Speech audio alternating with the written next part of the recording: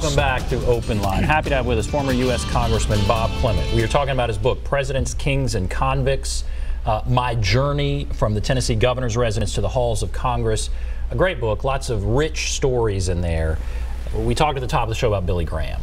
There's a story in there about Billy Graham and how an endorsement that he was about to make and how it could have changed the course of history. Is that right? What happened being at the Democrat National Convention, we were all out there, my mother and dad, myself, and Jack Kennedy got the nomination. And my father supported Jack Kennedy for the nomination. But shortly after that, Ambassador Kennedy, Jack Kennedy's father, knew that Billy Graham and Frank Clement were very good friends. So Ambassador Kennedy, and remember now, I'm just a fly on the wall. I just got to watch and listen. I didn't get to talk. Right, right. But you're there. So Ambassador Kennedy, Jack Kennedy's father, called my father, says, "Governor, we need your help."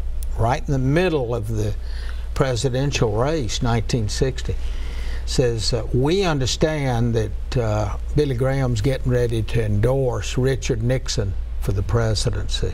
We've got to stop that endorsement. We feel like it will cost us the election. Dad called Billy Graham, and Billy says, well, that's true, Frank. I've already given the article to Henry Luce of Time magazine endorsing Richard Nixon for the presidency. And Dad says, Billy, I'm praying that you do not do that. You're going to divide yourself from millions of Americans. People are going to think you're anti-Catholic. Please don't do that. Billy prayed about it, called Dad the next day, said, Frank, I canceled that endorsement. If one vote per precinct had changed, Richard Nixon would have defeated Jack Kennedy for the presidency in 1960 and rewritten the history book. Absolutely. That endorsement, you would think, would be worth one vote per precinct. That's true. You never know.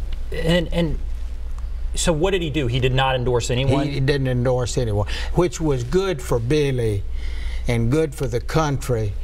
And as we both know, Billy had access to every president. His entire ministry, Democrat and Republican, and were invited regularly to the White House for prayer sessions. So he didn't really endorse anyone after that? He never endorsed anyone. He just counseled. I remember Jimmy Carter called upon him, and Ronald Reagan. Didn't all the presidents would call upon him? All of them. All, and trusted him too, and he stayed neutral. And that's what, I mean, maybe that's because of the advice he got from your father. What if he had come out at that point and endorsed him? It might have changed the way he did business from that point on. And this was 1960, and here we're in 2018. What do you think about, and we're going to get to tons of stories in the book. That's an amazing story. What do you think about politics today? Would you get into politics the way it is right now? You know, Ben, I'd have to say yes. Yeah, I came up at a time, you know, that politics had a good name and honorable profession, and I still think it's an honorable profession. And I miss politics. I miss public service. But I tell people, too, there are chapters in your life, and you make the most of every chapter. My Aunt Annabelle Clement O'Brien, a state senator from Crossville, Tennessee, originally from Dixon, and she said about politics better than anyone, and she'd always comment about politics. Politics builds roads. Politics builds schools. Politics helps crippled children walk. Politics is compromise. And she said it better than anyone. And I still feel like you can make a real difference being involved in politics and public service. And I hope, and I work with young people all the time and speak. Matter of fact, I spoke in the last 2 years at West Point, at Annapolis, at Oxford, and the UK, and all that. And so I've spoken to a lot of young groups, and I encourage them that one day in their life to go into politics or public service and make a difference. And I hope they do, and that's a great way to put it. There's so many important decisions that are made that you hope people don't walk away from it and are turned off by it. Do you think, you were in some tough campaigns, do you think politics is meaner today than it was a generation ago, or has it just always been mean? You know, I can't say that it's meaner, because you look about even George Washington and John Adams and Thomas Jefferson and Andrew Jackson, they all, I mean, it was tough. It was not easy. What I talk about in the book is that about fixing Congress, fixing America, and all that, is that we've got to have a limit on campaign spending, one. And I also talk about the fact if we're not going to have a limit on campaign spending, we have no other choice but to go to term limits. And I've always been opposed to term limits. But if we're going to let these people buy elections rather than earn elections, we have no other choice. And gerrymandering, we've made the Democrat districts more Democratic, the Republican districts more Republican, and the rest of us are in the middle and left out of the equation. Gerrymandering is the real, I think it's one of the real issues, one of the real political issues. And so you were an 8-term congressman. Was the district that you ran in gerrymandered? I mean, I know it's been something that... Nashville would be, I would never permit, and I would have fought if I had to, if they tried to divide Nashville, for example, and they could have. The legislature makes that decision in each respective state.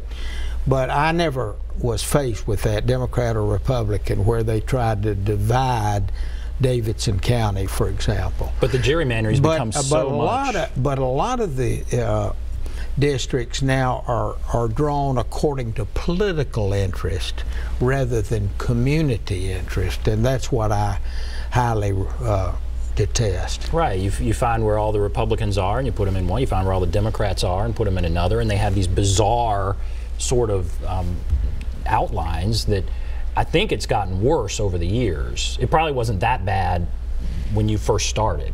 Well, it's been moving in that direction. But what I also talk about in the book, we used to work from Monday to Friday then, but now they've shortened the schedule.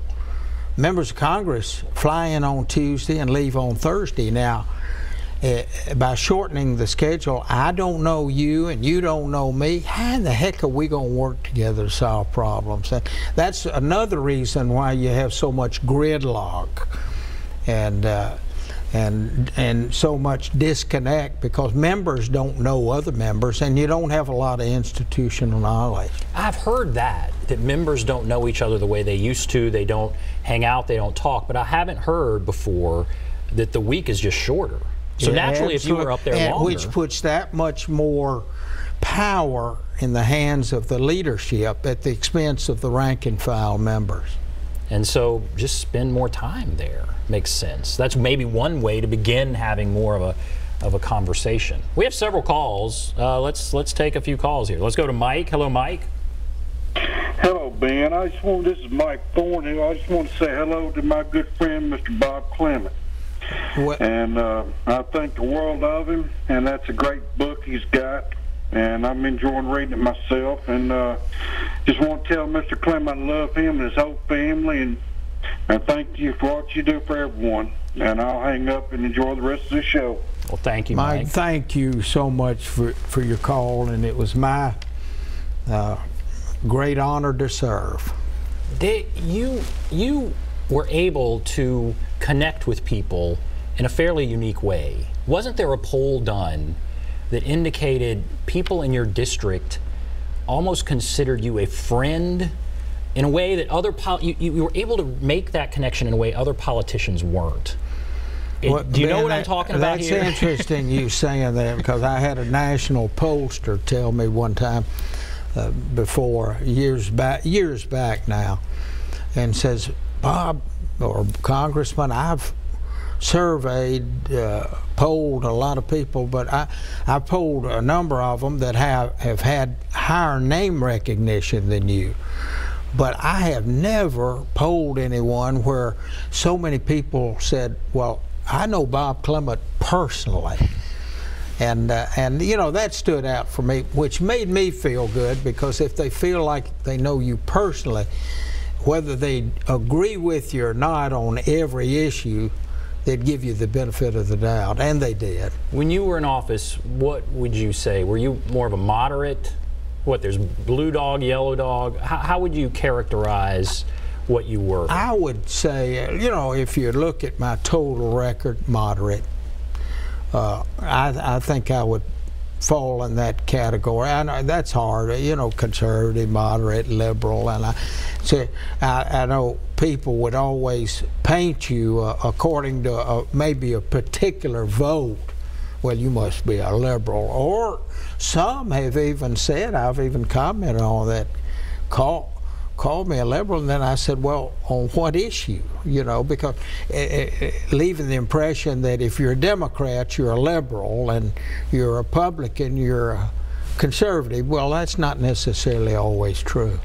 Well, let's go to Steve. Hello, Steve. Are you there, Steve? I am here. Good evening, the Honorable Bob Clement. Yes, sir. Steve Gallagher. I used to walk with you back during the TBN days. You sure did. I sure did. I saw you tonight, and I said, I am going to check in, because, you know, my life took a little turn, but it's amazing. Your book, the title, of course, and we had some great times, and you did a great interview for us on TBN, and I enjoyed spending time with you and appreciated your service. And just what Ben said, you know, there's not one person that I've ever talked to. I've met friends that I didn't know from, you know, when you and I had a relationship and friendship, and I didn't know, like Steve Hicks and all of the Hicks boys. Right. Now I've met them over these, over the past several years, you know, and they say the very same thing, that no one knew politics better than you, and no one knew people better than you. And so that's the combination. And I just appreciate the title of the book. I don't think it could get any better than that. That's a great title. I'll agree with you. I thank you. So how important is knowing people in the art of politics? Well, I think I was a pretty good listener, Ben. I think that helped me immensely, because, you know, too many politicians, they're shaking hands and looking at the next person, rather than for that moment tune in and listen to what someone says and how they say it. And I always felt like I had that gift, and I always felt like I had that gift when it comes to public service anyway. And because in public service, if you're going to do a really good job, you got to have a lot of patience. But I'll tell you what I think's lacking more than anything today is political courage. I think that's where we're really falling short, where people are looking at the next election rather than the next generation in making a lot of these decisions. I bet. Everybody's constantly focused on the next election. And spending about 90% of their time raising money rather than out here meeting the people, too. How much of a concern was that for you? How accelerated is it now? There's still two-year terms. Mm-hmm. But you would get elected and then go back. I mean, I think you're right now. I really didn't have that problem like a lot of others, because I had a lot of support here, and I wasn't constantly raising money like others felt like they had to. And that's one of the reasons why I want term limit. I mean, not term limit necessarily, but I have a limit on campaign spending. But if we're not going to have a limit on campaign spending, yes, support term limits. But But gosh, the millions of dollars, even this U.S. Senate race, they're talking about might spend $80 million or some staggering amount, and half the money will come from outside the state of Tennessee, and who knows what the governor's race is going to cost too. I mean, it'll be a staggering amount of money in Tennessee, because Tennessee's going to be looked at very seriously by the national circuit too. I mean, how Tennessee goes, the whole nation could go. Right. We're in play for the first time in a while. All right, we're going to take a break. We'll take a break. Come back. If you want to call, there's the number, 615-737-PLUS, 615-737-7587. If you're online, hold on. We'll get to your call. Be back right after this.